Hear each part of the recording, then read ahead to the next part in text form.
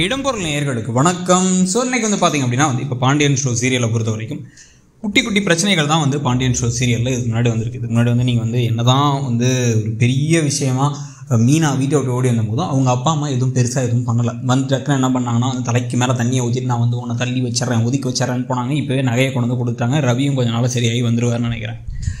ஆனால் கொஞ்சோண்டு பெரிய பிரச்சனையாக இருந்த ஒரு முக்கியமான விஷயம் கதிர் ராஜியோடைய திருமணம் தான். அதுக்கு பிறகும் வந்து பார்த்தீங்கன்னா கதிரும் ராஜும் எங்கே போய் தங்க போகிறாங்க, பெருசாக ஏதாவது சம்பவம் நடக்க போகுதுன்னு பார்த்தா வீட்டுக்குள்ளே வாங்கன்னு சொல்லிட்டு வீட்டுக்குள்ளே விட்டாங்க. எதிர் வீடை கொஞ்சம் நாளைக்கு காமிக்காமல் இருந்தாங்க. அவங்க கோபமாக இருந்தாங்க. இப்போ ரீசெண்டாக அவங்க கேஸ் கொடுத்து உள்ளார வைக்க ட்ரை பண்ணது, கதிர் அடித்தது, கதிர் திருப்பி குமரவேல் அந்த அண்ணன் தம்பிங்கெல்லாம் சேர்ந்து போய் அடித்தது. இந்த விஷயங்கள் மட்டும் தான் கொஞ்சம் பெரிய பிரச்சனையாக இருந்தது.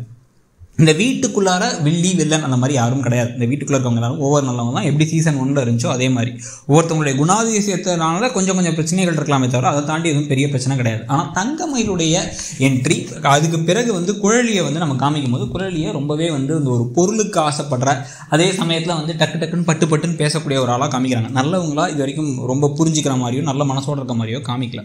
ஸோ குழலியோட கேரக்டரில் ஒரு சின்ன வில்லத்தனம் இருக்குது. தங்கமயில் எந்த மாதிரி ஒரு கேரக்டர் அப்படின்னு நம்மளால புரிஞ்சிக்க முடியல. அவங்க அம்மாவுடைய குணாதிசயங்கள்லாம் வந்து அப்படியே கொஞ்சம் லைட்டாக இவங்களுக்கும் வருது.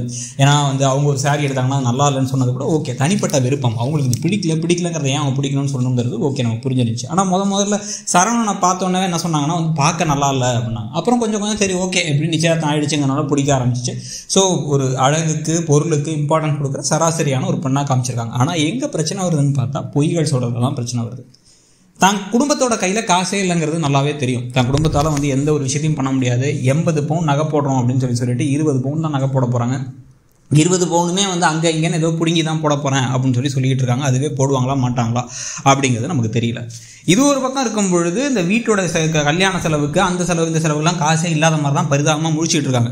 இப்படிலாம் இருக்கும் பொழுது இப்போ ஒரு கல்யாணத்துக்கு ஒரு சேலை எடுக்க போனவங்க சேலையோட விலையை கூட பார்க்க மாட்டாங்க. 1,10,000 ஒரு சேலை, ரிசப்ஷனுக்கு 20,000 ஒரு சேலை, மாப்பிள்ளைக்கு கோட்டு தான் போடணும், 3 நாள் கல்யாணம் நடக்கணும் அப்படின்னு சொல்லிட்டு இவங்க ஆசைப்படுறதெல்லாம் பார்க்கும்பொழுது நிறைய ஆசைப்படுற பணத்தை செலவழிக்கணும்னு நினைக்கிறேன். ஆனால் பணம் இல்லாத ஒரு கேரக்டர் இப்போ வீட்டுக்குள்ளே வந்ததுக்கப்புறம் இதில் வேற வந்து மீனா அவங்க பார்த்த பார்வையில் மீனா மேலே ஒரு குட்டி பொறாமையும் கோபமும் தெரியுது. என்ன ஓவராக அவங்க ஆடுறாங்க அப்படின்ட்டு மீனா நியாயம் எப்படி நடந்துக்கிறாங்க, ஆனால் அது மேலே ஒரு கோபம் வருது இவங்களுக்கு. ஸோ இப்போ அந்த கோபத்தோட தான் வந்து கல்யாணம் முடிச்சுட்டு வந்ததுக்கு பிறகு கண்டிப்பாக மீனா கிட்ட ஒரு வெறுப்பை காமிக்கிறது. கல்யாணத்துக்கு முன்னாடியே அந்த பாக்கியம் மீனா வேணும்னே வந்து நோகடிக்கிற மாதிரி வார்த்தைகள் பேசுறது ஏற்கனவே ஒரு தடவை பண்ணிட்டாங்க. திருப்பி நோகடிக்கிற மாதிரி பேசுறதுன்னு விஷயங்கள் பண்ணுறதுக்கான வாய்ப்பு இருக்குது.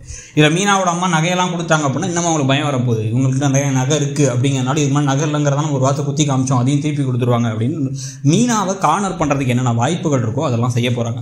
இதெல்லாம் ஒரு பக்கம் இருக்கும் பொழுதே இன்னொரு பக்கம் வந்து பார்த்தீங்க அப்படின்னா வந்து இவங்களை பற்றி உண்மைகள் இன்னைக்கு தெரிய போதோ அன்னைக்கு தான் வந்து பூகம்பமே இருக்குது. அது வந்து கல்யாணத்துக்கு பிறகு தான் தெரிய வரும்னு இப்போ வர நமக்கு தோணுது. ஏன்னா இது இவ்வளோ தூரம் செலவு பண்ணி கல்யாணம் நடக்கிற மாதிரி போயிட்டு கல்யாணம் நடக்கிறதுக்கு முன்னாடி யாருக்காவது உண்மை தெரிஞ்சு ஆனாலும் அதனால கல்யாணம் நிற்காம கல்யாணத்துக்கு பிறகு தான் இவங்க சொல்லியிருக்க ஒவ்வொரு பொய்யா வெளில வரப்போகுது. அதில் என்னென்ன பிரச்சனைகள் வரப்போகுதுங்கிறத பார்க்கலாம். ஸோ அதுக்கு முன்னாடி மீனாவை நோகடிச்சு மீனாவை காயப்படுத்தி அழ வைக்கிறதுக்கான வாய்ப்புகள் தான் ஜாஸ்தியாக இருக்குன்னு தோணுது. உங்களுக்கு இந்த கேரக்டரை பற்றியும் தங்கமயில் குடும்பத்தை பற்றி உங்களோட கருத்து என்னங்கிறத சொல்லுங்கள். தேங்க்யூ. இடம்பொருள் நேயர்களுக்கு வணக்கம். ஸோ